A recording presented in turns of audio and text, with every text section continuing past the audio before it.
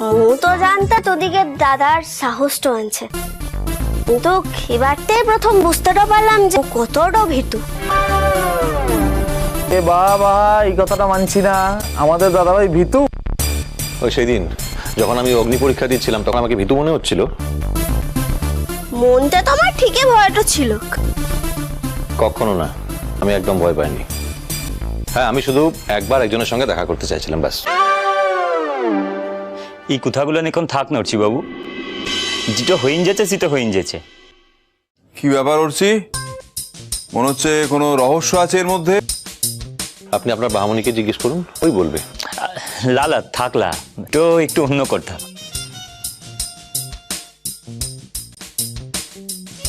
তুমি বলতে দিচ্ছ না কেন? শুনলে খুব মজা পাবে। বাহা তুমি বলো তো। কি আর বলবো, তোদিকের ছেলাকে মোদিকের গায়ের ছেলেরা সত্যবাপ্ত মিলে চোখটো বেঁধে একটা গাছতলায় নিয়ে যাচ্ছিল। ইষ্টি কুটুম সোম থেকে রবি প্রতিদিন দুপুর 3টে স্টার জলসায়।